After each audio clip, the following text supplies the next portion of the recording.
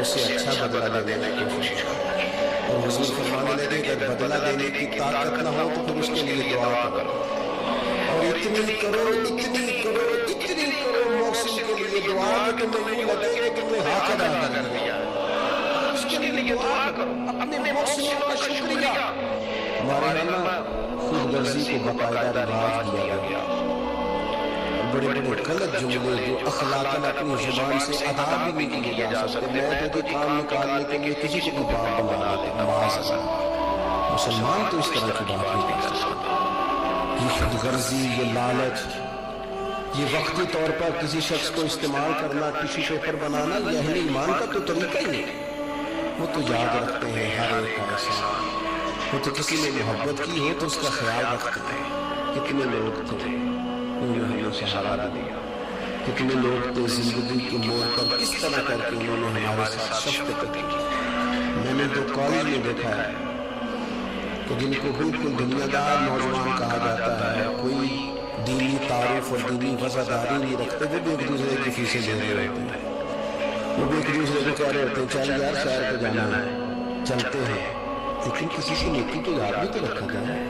حالات بدلتے ہی عنوان بھی بدل جائے، تھوڑی سی تبدیلی آتے ہی انسان کا مزاج بھی بدل جائے۔ یہ احسان مندی کا نہ ہونا، اور اگر کبھی ہونا بھی تو وہ جذباتی قسم کی، جیسے میں نے کہا کہ ایک تو احسان کسی نے کیا وہ تو یاد رکھ لیا گیا، دوسری شادی کرنا بالکل جائز ہے۔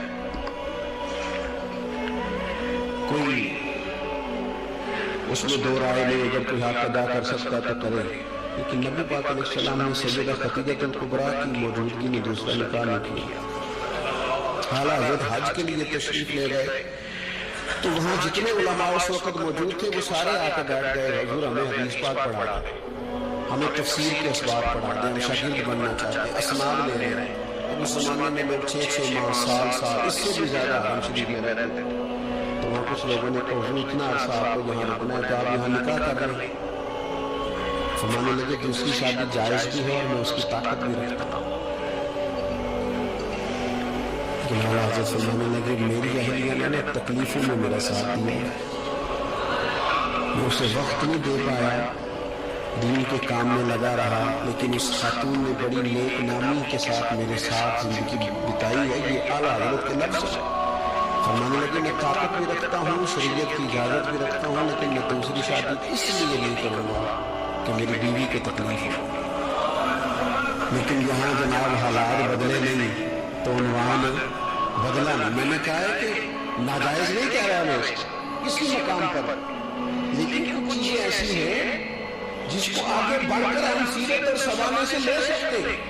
سیدہ خدیجہ الکبریٰ رضی اللہ تعالیٰ عنہا نے حضور سید عالم علیہ السلام کے ساتھ وہ وقت گزارا تھا جو اسلام پر غربت کا وقت تھا، جو کفار کی اذیتیں برداشت کرنے کا وقت تھا، جس وقت معاذ اللہ تعالیٰ مبارک پر ان کی اونگلیاں رکھی جاتی تھی، راستے میں کانٹے بچھائے جاتے تھے، پتھر برسائے جاتے تھے۔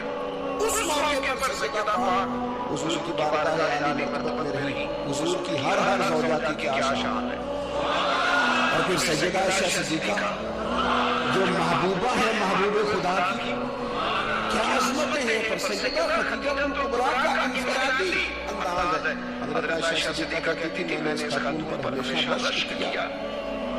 بڑے سارے لوگ آتے تھے حضور سے ملنے، لیکن دروازے پر ایک خاتون بولی، جناب حملہ بنت خویلد، دروازے پر خاتون بولی، اجازت مانگی السلام علیکم کے بعد میں آ جاؤں؟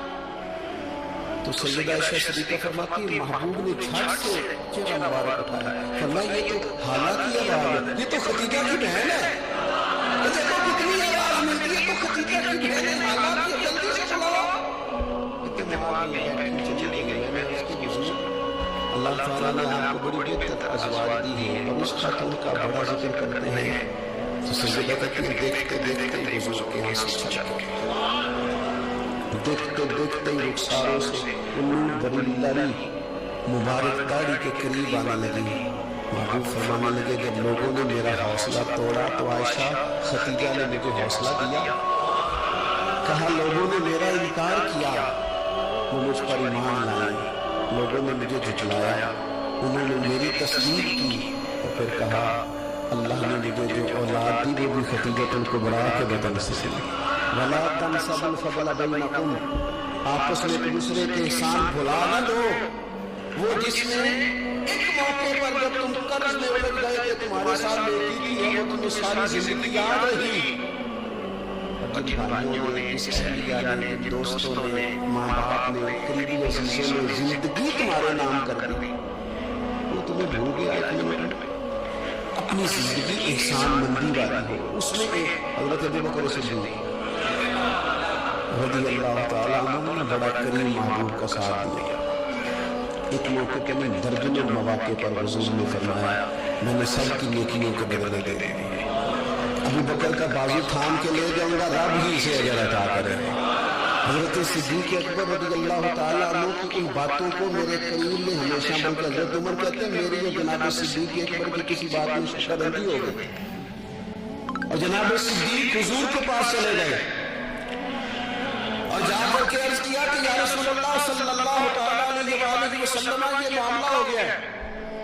حضرت سیدنا ابوبکر صدیق کی بات سن کے حضور خاموش ہو گئے۔ حضرت صدیق نے عرض کی حضور میں نے کہا بھی تھا، عرض بھی کی تھی، لیکن عمر فاروق مانا بھی نہیں کہ اگر کوئی بھائی معذرت کرے تو اس کی قبول کر لیجیے جائے۔ ہمارے یہاں نا احساس ہونے پر منتیں کرتے دیتے ہیں ہمارے بھائی، اپنے بچوں سمیت آ کے بیٹھے دیتے ہیں، چار یار غلطی ہو گئی تھی۔ وہ بندہ جس کی روزانہ لاکھوں غلطیاں رب معاف کرتا ہے، وہ کسی کی ایک خطا بھی معاف کرنے کو تیار نہیں۔ شادی کا موقع ہے، منانے کے لیے جا رہے ہیں رشتے دار، کہتے ہیں آج ہی کو ٹائم ہے نوازے میں، وہ تیار ہی نہیں ہے، راضی نہیں ہوتے۔ یہ حدیث یاد رکھ لینا، نبی پاک علیہ الصلوۃ والسلام نے فرمایا جس کا بھائی اس کے پاس معذرت لایا، معافی مانگنے آیا اور اس نے معاف نہ کیا، محبوب فرماتے میرے حوض کوثر پہ نہ آئے، یہاں نہ آئے۔ تیرا بھائی ہاں کوئی عقیدے کا مسئلہ تھا، کوئی شرعی معاملہ تھا، تو بات اور کی ذات کے لیے بت بنا کے رکھے ساری زندگی، اور معافی دینے کو ہم تیار نہ ہوئے، احساس ہی نہیں پیدا کیا کہ وہ جو آ گیا ہے وہ تو اب آ گیا، اب ہمیں درگزر کا حکم تھا۔ حضرت ابوبکر صدیق رضی اللہ تعالیٰ عنہ نے معذرت چاہی، لیکن جناب عمر کے مزاج میں جلال تھا، وہ ناراض ہے۔ حضرت صدیق حضور کی بارگاہ میں حاضر ہو گئے، سارا مدعا عرض کر دیا۔ حضرت عمر کہتے ہیں میں پیچھے گیا، اور جب میں گیا تو میں حال سارا سمجھ گیا۔ کہتے ہیں جب نبی پاک کی بارگاہ میں گیا تو جو حضور کے جملے تھے وہ جناب صدیق اکبر کی عظمت کو کہاں سے کہاں لے گئے۔ محبوب فرمانے لگے عمر کیا تم میری خاطر ابوبکر کو چھوڑ نہیں سکتے تھے؟ فرمایا جب سب مجھے جھٹلا رہے تھے یہ میری تصدیق کر رہا تھا، جب سب کی تلواریں نیام سے باہر نکلی ہوئی تھی اور ابوبکر سینہ کھول کے میری حفاظت کر رہا تھا، تم میری وجہ سے اسے چھوڑ نہیں سکتے تھے۔ احسان کسی کا تو یاد رکھا جائے، اور جو لوگ احسان مند تھے، حضرت شیخ صاحب رحمۃ اللہ تعالیٰ علیہ فرماتے میں نے دیکھا ایک شخص کے پیچھے حرم چل رہا تھا، وہ ذرا میرے قریب آیا تو میں نے اس سے آگے کہا کہ یہ تو بندہ دیکھ کے بھاگ جاتا ہے، تیرے پیچھے کیسے چل رہا ہے؟ تو ساتھی فرماتے ہیں وہ شخص کہنے لگا اس کا بچہ مر رہا تھا، میں نے بچایا، میں نے اس کے بچے کو پانی پلایا ہے، گھاس کھلائی ہے، تو جب سے یہ دم ہلاتا میرے پیچھے ہے۔ حضرت ساتھی فرماتے ہیں اس کے گلے میں رسی کوئی نہیں تھی، اور اگر اس کے گلے میں کوئی رسی تھی تو احسان کی رسی تھی، جس سے یہ بندہ ہوا پیچھے چلا آ رہا تھا۔ کوئی تو ایسی رسی، یہاں تو بھائی اتنا عجیب معاملہ ہو گیا ہے۔ وہ بہت بڑے بزرگ عالم ہیں تو ایک دن فرما رہے تھے یار ہاتھوں ہو گئی ہے، ان کو پڑھایا تھا لکھایا تھا، وہ مقابلے میں آ کے بیٹھ گئے، ہم نے شاگرد بنائے تھے تو دشمن تیار کیے تھے۔ وہ عربی کا ایک محاورہ ہے نا جس سے نیکی کرو پھر اس کے شر سے بھی بچو، بعض تو اسے حضرت علی کا قول بھی کہتے ہیں اپنی زندگی میں بے مزاج کبھی نہ بنائیں، کبھی نہ بنائیں، کبھی کوئی ایسی طبیعت کے اندر بات نہ لائیں۔ لوگ مختلف لوگوں کے بارے میں نام لے کے ٹھٹھا کرتے ہیں، معاذ اللہ بڑی بڑی باتیں سناتے ہیں۔ ایک خان صاحب سے میری ملاقات ہوئی کچھ عرصہ پہلے، تو ایک انتہائی غریب آدمی کے گھر میں نے انہیں ڈیوٹی کرتے دیکھا، تو میں نے کہا یہاں ڈیوٹی کرتے، کہنے لگے یہ ہمارے صاحب بڑے امیر ہوتے تھے، غریب ہو گئے، سب چھوڑ گئے، हालात का तगय्युर बदला। तो मैंने कहा आपको आप क्यों नहीं छोड़ के गए? कहने लगे क्या करूं, मजबूरी है, नमक खा, इनके घर का नमक खाया है, अब हालात के तगय्युर असला नाल जदे की करी तो नस्लां ताक नहीं खोल दे। तो वो मेरे दोस्त कहने लगे मैंने इसे 20वीं दफा कहा है कि तो चला जा। सब चले गए और मेरे पास गुंजाइश भी नहीं, लेकिन ये कहता है यही रोटी खाई है, जब राजके मिलती थी तब भी खाते थे, अब एक मिलती आधी खाएंगे। रहना यहीं पे है एहसान मंदी का मिजाज, और बिलखुसूस अपने करीबियों के बारे में, अपने अहले खानदान में से करीबियों के बारे में एहसान मंदी का मिजाज बनाना, अपनी तबीयत से नाशुक्री, अपनी तबीयत से रिश्तों को तोड़ना, अपने मिजाज से अपने करीबियों के एहसानात को भूल जाना, इससे सहारा है। अपने असातिज़ा के लिए जज्बात पैदा करें। आला हज़रत रहमतुल्लाह अलैह फरमाते हैं उस्ताद बदरजे बाप के हैं, और इस उस्ताद से कौन मुराद है? शेख मुर्शिद इसी में दाखिल है, जिससे हम तरबियत लेते हैं, जिसकी वजह से अल्लाह हमें कोई खैर नसीब करता है, जिसकी बात से कुछ सीखते हुए भी इसमें दाखिल है। फरमाते इनका हक है, जो हक वाले थे उन्होंने हक किस तरह समझा। हज़रत मौला अली शेर खुदा फरमाते मेरा उस्ताद अगर चाहे तो मदीने के चौक में खड़ा करके मुझे बेच दे, मैं बिक जाऊंगा, लेकिन उसके हक से मैं पीछे नहीं हटूंगा। दिल अगर साफ ना हो तो भी मालिक नेकियां कबूल नहीं करता। पाक होवे ते पाक ही मिलदा ही, ते बिना पाकों पाक नहीं मिलदा। ए सारे वजूद दे धोण दे नालों इक्को धोला टुकड़ा दिल दा। ये जो पाकीज़गी है ना दिल की, ये ना हो तब भी नेक अमाल उसकी बारगाह में कबूल नहीं होते। नेक अमाल की कबूलियत के लिए दिल का साफ होना, कुशादा होना, खुला होना भी जरूरी है। दिल में बोझ हो, अदावत हो, हसद हो, लोगों के लिए कीना भरा हुआ हो और अमाल कबूल हो जाए ना। उस करीम के कुछ फैसले हैं, वो अमाल की कबूलियत के आदाब बताता है। वो कहते हैं मेरी मर्जी से करोगे तो मैं कबूल करूंगा। हदीस पाक आपको सही मुस्लिम में मिलेगी। नबी पाक सल्लल्लाहु तआला अलैहि वसल्लम फरमाते सोमवार और जुमेरात वाले दिन लोगों के आमाल अल्लाह की बारगाह में पेश किए जाते हैं। दो मुसलमानों के दो भाइयों के आमाल रब की बारगाह में पेश किए जाते हैं। आमाल है, नेक अमाल है, नेकी है, नमाज है, रोजा है, हज है, ज़कात है, ज़कात है। वो नेक अमाल अल्लाह की बारगाह में जुमेरात और पीर को पेश किए जाते हैं। रब करीम फरमाते ठहर दो जरा, इनके अमाल को रोक दो। या अल्लाह क्यों? फरमाए इसलिए कि इनके आपस में ना दिलों में नफरत है, घुटन है, अदावत है। इनको जरा मोहलत दो, ये पहले सुलह कर लें, फिर इनके अमाल भी कबूल कर लेंगे। इन्हें अदावतें पाली हुई है, अपने दिलों के अंदर घुटन पैदा की हुई। इख्तलाफ कहाँ नहीं होता, लेकिन नफरतें पैदा कर लेना। क्या जुर्म किया भाई ने? कौन सा कुफ्र कर बैठे हैं रिश्तेदार? कौन सी ऐसी बात निकल गई है जो जिंदगी के नाते तोड़ के बैठ गए हम? रब कहता है नहीं कबूल होंगे अभी इसके अमाल, रोक दो जब तक ये आपस में सुलह ना कर ले। मस्जिद में भी पाबंदी से आओ, फजर की जमात भी नहीं छूटनी चाहिए, जुमे वाले दिन भी वक्त पे आओ। लेकिन अगर कबूलियत करानी है तो 20 मिनट निकाल के ना उस रिश्तेदार के घर भी चले जाओ जिससे नाराजगी चल रही है। थोड़ा सा ना उधर भी एक चक्कर लगाओ, इसलिए कि वो कहते हैं कबूल ही तब कर। 17 रमजान मुबारक को जंग बदर हुई। नबी पाक अलैहिस्सलाम ने फरमाया रब करीम ने बदरियों से वादा कर लिया है, जो जो बदर में शरीक हुए अल्लाह ने वादा कर लिया है रब सबको जन्नत अता फरमाएगा। अहले बदर में से कुछ शख्स आता ना तो सहाबा उठ के उसका इस्तकबाल करते। बदर के लोगों ने जब कहा ना शुहदाए बदर और शुहदाए उहद को फलां फौत हो गया, फलां मर गया, तो अल्लाह नबी पाक अलैहिस्सलाम ने फरमाया जो तुमसे नेकी करे उसे अच्छा बदला देने की कोशिश करो। और हुजूर फरमाने लगे अगर बदला देने की ताकत ना हो तो फिर उसके लिए दुआ करो, और इतनी करो मोहसिन के लिए दुआ कि तुम्हें यूं लगे कि तुमने हक अदा कर दिया। उसके लिए दुआ करो, अपने मोहसिनों का शुक्रिया। हमारे यहाँ ना खुद गर्जी को बाकायदा रिवाज दिया गया। بڑے بڑے غلط جملے جو اخلاقاً اپنی زبان سے ادا بھی نہیں کیے جا سکتے. میں تو جی کام نکالنے کے لیے کسی کو بھی باپ بنا لیتا. معاذ اللہ، مسلمان تو اس طرح کی بات نہیں کر سکتا.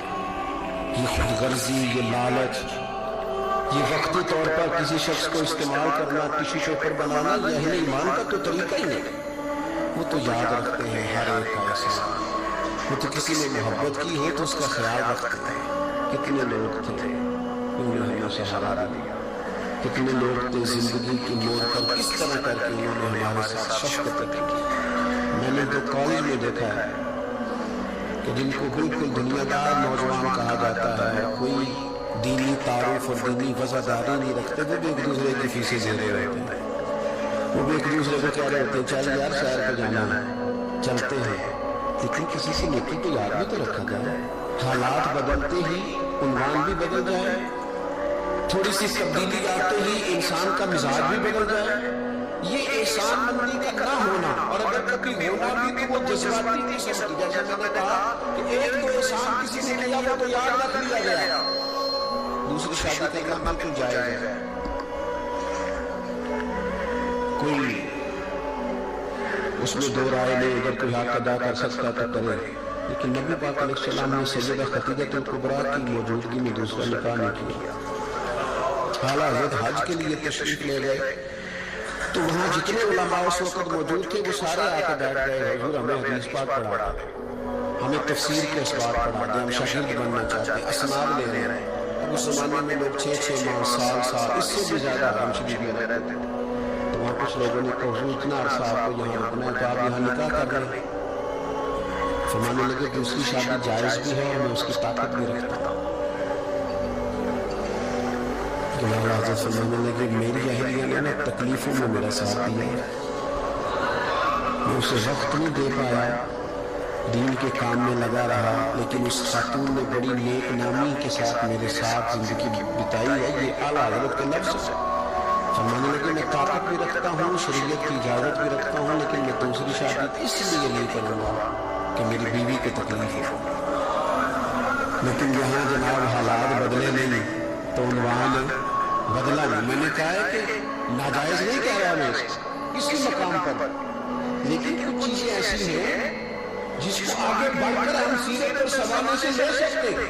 سیدہ خدیجہ الکبریٰ رضی اللہ تعالیٰ عنہا نے حضور سید عالم علیہ السلام کے ساتھ وہ وقت گزارا تھا جو اسلام پر غربت کا وقت تھا، جو کفار کی اذیتیں برداشت کرنے کا وقت تھا، جس وقت معاذ اللہ قبر مبارک پر ان کی اجڑیاں رکھی جاتی تھی، راستے میں کانٹے بچھائے جاتے تھے، پتھر برسائے جاتے تھے. اس موقع پر سیدہ کہا حضور کی بارگاہ عالی مرتبت میں رہی. لوگوں سے عزتیں تلاش کرتے ہو تو وہ کیا تمہیں عزت دیں گے؟ وہ تو کل اچھا کہتے ہیں پرسوں برا کہنے لگ جاتے ہیں. لوگوں کے سامنے گڈ بک میں آنا چاہو گے تو وہ تو سویرے تمہارے بارے میں کچھ کہیں گے، شام کچھ اور کہیں گے. اپنی روحانی زندگی آباد کریں، اپنے مسلح کو وقت دیں، اور دنیا سے چھپ کر اس موبائل کو بند کر کے اور اپنے آپ سے بھی چھپ کے اور تنہا ہو کے چھپا کے سارا کچھ اپنے آنسو اپنے رب کی بارگاہ میں پیش کریں، اس کے حضور حاضری دیں. سنو نا ترمذی کی حدیث، اور اسے یاد رکھنا. نبی پاک علیہ السلام نے فرمایا اپنے دکھ لوگوں کے سامنے نہ بیان کرنا، سیٹھوں نوابوں کو نہ بتاتے پھر، دنیا داروں کے سامنے جا کے نہ رونا کہ میں تکلیف میں ہوں. فرمایا اگر دنیا داروں کو دکھ بتاؤ گے رب تمہیں کبھی غنی نہیں کرے گا. اور لوگ ہیں کہ الٹا مذاق اڑائیں گے آپ کی، جس سے بڑی پکی یاری ہے نا، پکی، وہ تب تک پکی ہے جب تک آپ نے 50,000 مانگا نہیں. اور جس وقت آپ نے کہہ دیا کہ میں مجبور ہوں میری مدد کر تو پھر ختم ہو گئی دوستی. لوگوں کے تعلقات آپ کے ساتھ تب تک ہیں جب تک آپ ان سے کوئی ضرورت وابستہ نہیں کرتے. کریم ابو فرمانے لگے بندوں کے سامنے دکھ نہ بیان کرنا، اللہ تجھے کبھی غنی نہیں کرے گا. تو اپنے دکھ اپنے رب کو بتا، تو دعائیں مانگ، تو اس کی بارگاہ میں حاضر ہو، تو اس کے حضور عرض کر.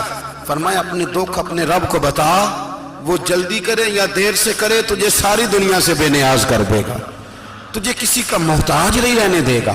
اپنے مسلح کو، اپنی دعاؤں، ایک بزرگ فرماتے ہیں میں نے دعا مانگنے کا طریقہ اپنی بیوی سے سیکھا.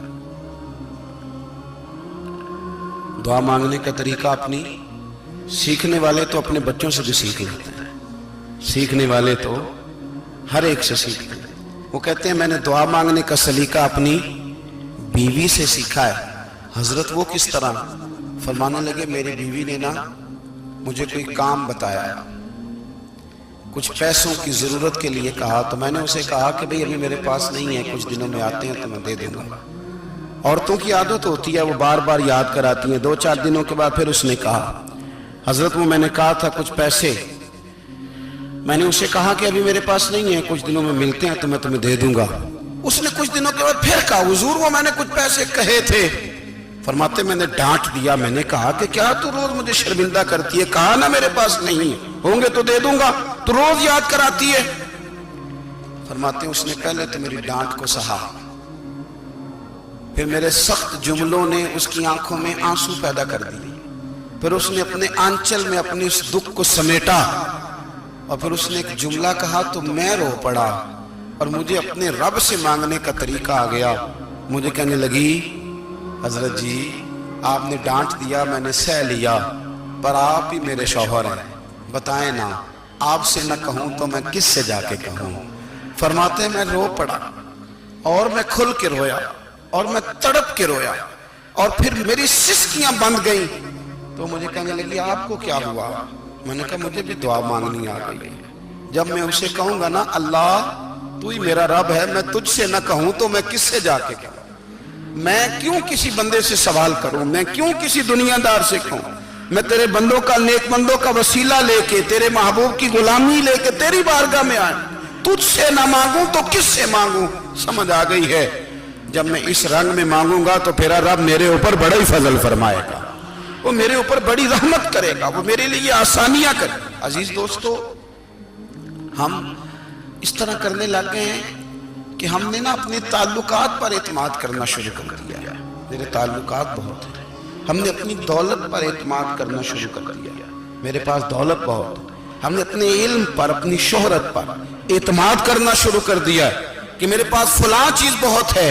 याद रखना जब बेनियाज अपनी सिफते बेनियाजी दिखाता है तो बड़ी बड़ी दौलतों वाले मजबूर नजर आते हैं। भाइयों जब इंसान का रिश्ता अपने मालिक के साथ होता है फिर तो गम भी कुछ नहीं कहते, परेशानियां भी कुछ नहीं कहती, फिर तो जिंदगी सब्र वाली, फिर तो जिंदगी तवक्कुल वाली, फिर तो जिंदगी भरोसे वाली, फिर इंसान अपने आप को रुसवा नहीं करता, दुनियादारों से उम्मीदें उसकी खत्म हो जाती, उम्मीदें अल्लाह रसूल से लगा लेता, मजबूत हो जाता है, मजबूत ताकतवर हो जाता है, खुददार हो जाता है, बावकार बाइज्जत हो जाता है। हजरत बहलोल दाना रहमतुल्लाह अलैह बैठे थे तो हारून रशीद हज करके आ रहा था, तो रस्ते में हजरत शेख से मुलाकात हो गई तो अस्सलामु अलैकुम के बाद कहने लगा हुजूर कोई हुक्म हो तो बताइएगा। तो हजरत बहलोल दाना फरमाने लगे तेरा रब कौन है? उसने कहा अल्लाह। तो फरमाया मेरा कौन है? कहा अल्लाह। फरमाने लगे तो बड़ा ही बेवकूफ है, क्या तू ये समझता है कि रब हारून रशीद को तो देगा और बहलोल दाना को भूल जाएगा? तेरा भी वही रब है, मेरा भी वही रब है, उसने अगर तुझे दे के आजमाया है तो हो सकता है मुझे ना दे के आजमा रहा हो। जब उसकी हिकमत के तकाजे होंगे तो अता करेगा और देगा, तू जा अपना काम कर। भाई अपनी रूहानी जिंदगी, अपनी इबादत, अपने वज़ाइफ, अपने रोजमर्रा के मामलात, अपनी दुआएं, अपना इस्तिग़फ़ार, देखो कोई मुश्किल काम तो नहीं, 2 रुकू हैं सूरह वाक़िया के अगर रात को पढ़ ली जाए। मैं किस तरह ये बात बयान करूं कि तवीज़ बांटना आसान है और वजीफा बताना मुश्किल है। सारा दिन तवीज़ बांटें तो लोग लेने को तैयार हैं, और अगर आप वजीफा बताएं तो कहते हैं तो मुश्किल काम है। ओ खुदा के बंदे, अगर आपका ताल्लुक कुरान पाक के साथ मजबूत हो, कुरान पाक के साथ अगर आपका रिश्ता हो, लोग सिफारिशें ढूंढते हैं ना दुनिया में, कोई ताल्लुक मिल जाए तो मेरा काम हो जाए। दुनिया में इतना मुश्किल मामला है, आखिरत में मुझे बताइएगा कितना मुश्किल मामला होगा। मेरे नबी पाक सल्लल्लाहु तआला अलैहि वसल्लम ने फरमाया जो लोग सूरह मुल्क पढ़ा करते थे ना, सूरह मुल्क, ये सूरत मुल्क क़यामत में उनकी सिफारिश करेगी और इस तरह करेगी कि कहेगी ऐ अल्लाह यहाँ इस बंदे को जन्नत में दाखिल कर दे या मुझे कुरान पाक से अलहदा कर दे। तो रब फरमाएगा जा इसका दामन थाम के इसे जन्नत तक पहुंचाया। आप बात को समझे, جب آپ کے تعلقات اپنے معاملات کے ساتھ مضبوط ہوں گے، یہ نبی کریم نے وعدہ کیا ہے کہ تو سورت واقعہ پڑھ تیرے گھر میں فاقہ نہیں آیا۔ حضرت عبداللہ ابن مسعود رضی اللہ تعالیٰ عنہ بیمار تھے تو حضرت عثمان غنی رضی اللہ تعالیٰ عنہ تیمارداری کے لیے تشریف لے گئے اور جا کر کے کہا کہ آپ بڑے بیمار ہیں، آپ کی بیٹیاں زیادہ ہیں، میں چاہتا ہوں کہ خزانے میں سے کچھ مدد کروں۔ تو سیدنا عبداللہ ابن مسعود رضی اللہ تعالیٰ عنہ اٹھ کے بیٹھ گئے اور کہنے لگے امیر المومنین، اللہ آپ کو میری طرف سے، میری بیٹیوں کی طرف سے بہتر صلہ دے، میری بیٹیوں کو کسی خزانے کی ضرورت نہیں، میں نے انہیں خزانہ دے دیا ہے۔ کہا جناب آپ نے کون سا خزانہ دیا ہے، میں آپ کے مالی معاملات کو جانتا ہوں۔ تو فرمانے لگے امیر المومنین، میرے نبی کریم نے فرمایا ہے جو سورت واقعہ پڑھے اسے کبھی فاقہ نہیں آتا، میں نے بیٹیوں کو یاد کرا دی ہے، یہ خزانہ میں نے انہیں دے دیا ہے۔ وہ سارے والدین سنیں جو بیٹیوں کے لیے پریشان رہتے ہیں۔ حضرت عبداللہ ابن مسعود نصیحت کر رہے ہیں، فرمانے لگے میں نے سورت واقعہ یاد بھی کرا دی ہے، پڑھنے کی عادت بھی ڈال دی ہے۔ حضور نے فرمایا ہے جو سورت واقعہ پڑھے اسے فاقہ نہیں آتا۔ کہنے لگے چاند تو اپنی جگہ چھوڑ سکتا ہے، سورج گر سکتا ہے، تارے ٹوٹ سکتے ہیں، پر مدینے والے رسول کی بات غلط نہیں ہو سکتی۔ حضور نے فرمایا فاقہ نہیں آئے گا تو انشاءاللہ کبھی بھی نہیں آئے گا۔ کرنے کا کام یہ ہے کہ ہم اپنے معاملات، اپنی عبادات، اپنی دعائیں کبھی 10 منٹ عادت ہو جائے نا دعا مانگنے کی علیحدہ سے رات کو۔ حضور نے فرمایا جو فرض نماز کے بعد دعا مانگے اللہ اس کی قبول کر لیتا ہے۔ نبی پاک صلی اللہ تعالیٰ علیہ وسلم نے فرمایا اللہ مسافر کی دعا قبول فرماتا ہے۔ حضور نے فرمایا اللہ مظلوم کی دعا قبول فرماتا ہے۔ حضور نے فرمایا بیمار سے دعا کراؤ اللہ اس کی دعا قبول فرماتا ہے۔ میرے نبی پاک نے فرمایا ماں باپ جب بھی اولاد کے لیے ہاتھ اٹھائیں، ویسے تے بلے شاہ تو آسمانی اڑ دیے ہی پھڑ دیں، جڑا گھر بیٹھا انہوں بڑھیا ہی نہیں۔ حضور فرمانے لگے ماں باپ جب بھی اولاد کے لیے دعا فرمائیں اللہ ان کی دعا کو قبول کرتا ہے۔ آپ اپنا تعلق بنائیں، دعا کے ساتھ، عبادت کے ساتھ، مصلی کے ساتھ رشتہ بنائیں، استغفار پڑھیں۔ صلاح الدین ایوبی صلیبی جنگوں میں تھے، رات کو مسجد اقصی میں نماز پڑھی تو پریشان تھے۔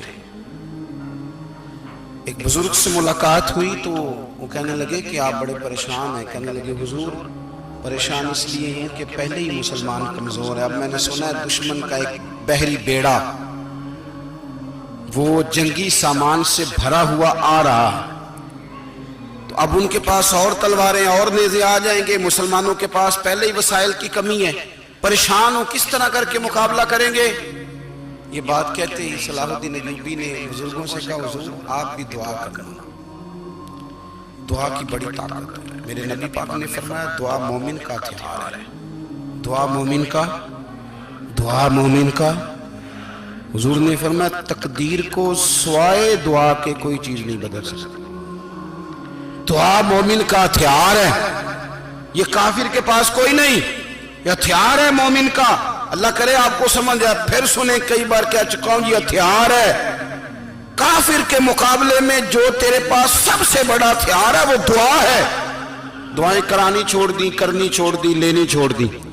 حضرت سیدنا انس بن مالک رضی اللہ تعالیٰ عنہ فرمایا کرتے تھے میں نے وہ رنگ دیکھا ہے جب حضور دعا مانگتے تھے اور حضور کی مقدس آنکھوں میں آنسو بھی ساتھ ہی بہا کرتے تھے، میں نے وہ انداز دیکھا۔ تو صلاح الدین ایوبی بزرگ سے کہنے لگے آپ بھی دعا کیجیے، اور خود رونے لگے اور سر سجدے میں رکھ کے رونے لگے، اور عشاء سے لے کر فجر تک روئے، خوب روئے۔ صبح وہ بزرگ آئے تو صلاح الدین ایوبی کا خوبصورت اور ہنستا ہوا چہرہ دیکھا، کہنے لگے آپ بڑے خوش ہیں، رات تو میں نے بڑے روتے ہوئے دیکھا تھا۔ تو کہنے لگے حضور وہ جو بحری بیڑا آ رہا تھا نا وہ پانی میں ڈوب گیا ہے، اب وہ نہیں آ رہا، ابھی خبر آئی ہے تو میں بڑا خوش ہوں۔ بزرگ کہنے لگے اٹھ سینے سے لگ، اور سن ایک بات، وہ بحری بیڑا پانی میں نہیں ڈوبا، وہ تیرے آنسوؤں میں ڈوب گیا ہے۔ وہ جو تو رات رویا ہے نا رب کریم کی بارگاہ میں تو وہ ڈوب گیا ہے۔ حضرت عائشہ صدیقہ رضی اللہ تعالیٰ عنہ فرماتی ہیں ایک عورت تھی اور اسے نبی پاک صلی اللہ تعالیٰ علیہ وسلم نے نا وہ کلمہ پڑھ کے مسلمان ہوئی، مدینہ طیبہ آ گئی تو حضور نے مسجد نبوی شریف میں اس کے لیے مکان ایک سادہ سا کمرہ ساتھ مسجد کے بنوا دیا، وہیں رہنے لگی۔ اکثر وہ سیدہ طیبہ کے پاس آتی تو حضرت عائشہ صدیقہ رضی اللہ تعالیٰ عنہ فرماتی ہیں وہ بڑی باتیں سناتی اور آخر میں کہتی وہ ہار والا دن بھی بڑا عجیب دن تھا، اور میرے رب کی قدرتوں کا دن تھا، وہ بھی بڑا عجیب دن تھا۔ سیدہ عائشہ صدیقہ رضی اللہ تعالیٰ عنہ ایک دن فرمانے لگی کہ تو ہار والے دن کا بڑا ذکر کرتی ہے، وہ کیا دن تھا؟ تو خاتون کہنے لگی اماں جی وہ دن تھا جب میرے رب پر بھروسہ اور مضبوط ہو گیا، جس دن میرا اپنے رب پر توکل اور بڑھا، میرے ایمان میں یقین میں اور پختگی آئی۔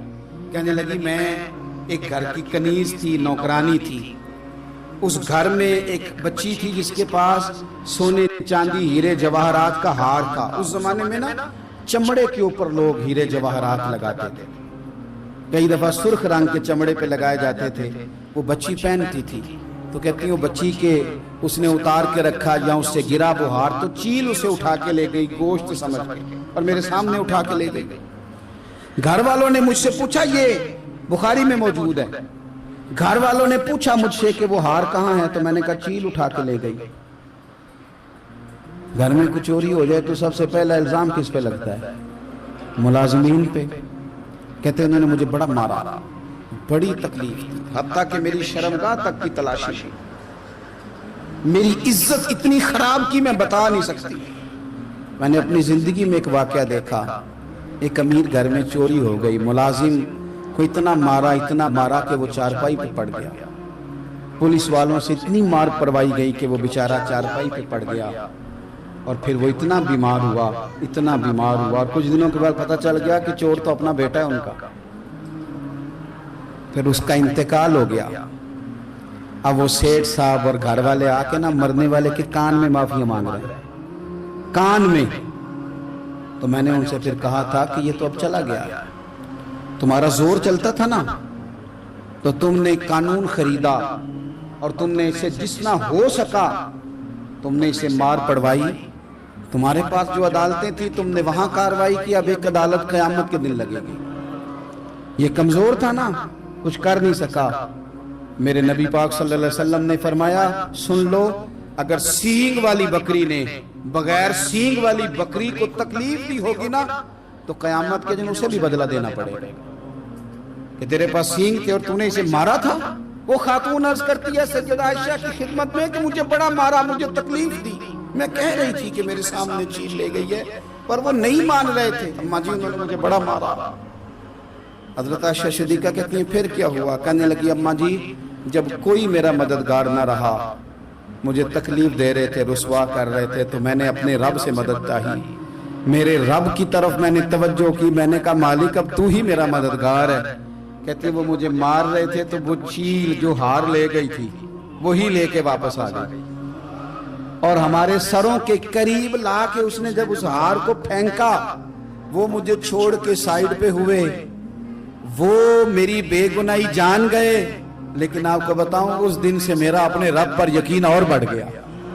مجھے سمجھ آ گئی کہ جب انسان پورا ٹوٹ جاتا ہے اور جب کوئی چاروں جانب اس کا مددگار نہیں ہوتا تو رب تو ہوتا ہے، اللہ تو اس کا مددگار ہوتا ہے نا، وہ تو پھر اپنے اس بندے کی مدد کرتا ہے نا، پھر وہ تو توانائی دیتا ہے نا، وہ تنہا نہیں چھوڑتا، وہ تو آنسوؤں والوں کے آنسوؤں پہ بڑا کرم فرماتا ہے، وہ تو قسم پرسی میں آ جاتا ہے، اس کی رحمت بڑھ کے استقبال کر لیتے۔ او میری ملت کے جوانوں، مزہ نہیں آ جاتا جب ساری دنیا سوئی ہو، ساری دنیا، اور بستر بھی گرم ہو اور نیند بھی پورا غلبہ کر رہی ہو، اور اچانک گھنٹی بجے دماغ میں، آنکھ کھلے، گھڑی پہ نظر پڑے، 3:30 4 بجے کا پیغام گھڑی بتائے، اور کوئی چڑھتی جوانی والا اٹھ کے وضو کرے، اور جب وہ مصلی کھول کے بچھائے تو مدینے والے محبوب کہتے ہیں کہ ہر نماز پہ رب ثواب دیتا ہے، اور جو اٹھ کے تہجد کی نماز پڑھے اسے دیکھ کے تو رب مسکراتا ہے، جو اس کی شان کے لائق ہے، جو اس کی شان کے لائق، وہ مسکراتا ہے، خوش ہوتا ہے کہ میرا بندہ تہجد میں اٹھ گیا، وہ مسکراتا ہے۔ کاش ہماری صبحیں کبھی اپنے مالک کے نام ہو جائے، کاش کے صبح حضرت ابو الحسن رحمۃ اللہ تعالی علیہ، حضرت حضرت معاذ ابن جبل رضی اللہ تعالیٰ عنہ کے پاس بیٹھا کرتے تھے. فرماتے ہیں ان سے جو پیار بڑھا تو پھر میرا مصلی سے بھی بڑھ گیا. تابعی ہیں. فرماتے ہیں صحابی رسول سے محبت ہوئی تو ذکر سے بھی ہو گئی, پھر درود شریف سے بھی ہو گئی. محبت ان سے بڑھی تو پھر اللہ نے مسجد کا پیار بھی بڑھا دیا. آپ فرماتے ہیں کہ میری ہر وقت طبیعت چاہتی تھی کہ بس اللہ اللہ کر, بس اللہ اللہ کر, بس نا میں ذرا تھوڑی جان چھڑاؤں لوگوں سے, کو 10 منٹ ملے تو میں کو 4 نفل پڑھ لوں, میں تھوڑا سا نا بچوں لوگوں سے, اور مجھے تسبیح ملے تو میں نا کچھ 400-500 دفعہ استغفار پڑھوں, سبحان اللہ, الحمدللہ, اللہ اکبر, لا حول ولا قوت الا باللہ, میں نا تسبیحات پڑھوں. فرماتے ہیں کہ بچے تھے گھر میں 6-7, غربت تھی, کام ملتا کوئی نہیں تھا, اور میں کام چور نہیں تھا, کام ڈھونڈتا تھا, پر اللہ کی قدرت کے کام نہیں ملتا تھا. فرماتے ہیں کہ میں نے ایک دن اپنی اہلیہ سے کہا کہ آج میں پھر جاتا ہوں کام ڈھونڈنے. تو میری بیوی بڑی فرما بردار تھی, پر اس دن نہ غربت کے ہاتھوں تنگ آ کے کہنے لگی آج نانا کوئی تو چیز لے کے آیا. تو مجھ سے بچوں کی بھوک نہیں دیکھی جاتی, سب روگاں دا روگ محمد جس دا نام غریبی, کنڈ بلا کے لنگ جاندے نہیں دوست یار قریبی. آج نہ کچھ لے کے آیا تو میں بچے لے کے میکے چلی جاؤں گی. شیخ فرماتے ہیں کہ میں بڑا پریشان گھر سے نکلا, پر میں نے صبح سے لے کے زور تک کام ڈھونڈا, کام ملا کوئی نہیں. تو میرے دل میں خیال آیا چلو کام نہیں ملتا تو اللہ اللہ تو کرے گا, چلو بندوں کی مزدوری نہیں ملتی تو رب کریم کی عبادت ہی کرتے ہیں.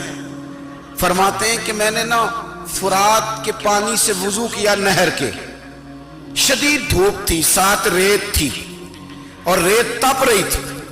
میں نے اپنا رومال وہیں مصلی کے طور پر بچھا لیا, اور فرماتے ہیں کہ زور سے لے کر عصر تک نماز پڑھی. دھوپ بھی پورے زور پہ, پر میرے سجدے کا ذوق بھی پورے زور پہ. فرماتے ہیں سورج بھی چمک رہا ہے اور رب کی عبادت کا ذوق بھی پورے زور پہ. میں سجدہ کروں تو پھر میرا اٹھانے کو جی نہ چاہے. میرے استاد لکھا کرتے تھے, یہ ان کا شعر ہے, وہ کہا کرتے تھے مجھے سوز دے, مجھے ساز دے, اور مجھے نیم شب کا نیاز دے, دم سجدہ خود کو میں توڑ دوں, مجھے ایسا ذوق نماز دے. اور میں تیری بہار کا پھول ہوں, میں کھلا بھی ہوں تو تیرے لیے, مجھے میری شاخ سے توڑ لے, مجھے اپنی زلف کا ناز دے. بھائی فرماتے ہیں کہ عصر تک میں نے نفل پڑھے, دل ڈھلنے لگا, عصر کی نماز پڑھی اور میں وہاں سے چلا. اب میں جب نکلنے لگا تو دل میں خیال آیا کہ چھوٹی چھوٹی دیواریں ہیں گھر کی, بغیر کچھ لیے جاؤں گا تو بیوی دور سے دیکھے گی تو شور کرے گی کہ پھر خالی ہاتھ آ گیا. کہتے میں نے اپنے اسی رومال میں جس پہ میں نے نماز پڑھی تھی نا, رومال میں کیا عقیدہ پنجابی جو صافہ کہتے ہیں, اسی میں نا میں نے کچھ ریت بھر لی کہ وہ دور سے دیکھے گی تو سمجھے گی کچھ لے کے آیا ہے. چلو جا کے اسے بتا دوں گا کہ آج پھر مزدوری نہیں ملی. کہتے ہیں وہ ریت لے کر جب میں گھر میں گیا تو پہلے بیوی دروازے پہ کھڑی ہوتی تھی, پوچھتی تھی خالی ہاتھ آ گئے ہو؟ آج میں نے دیکھا تو ہے ہی کوئی نہیں.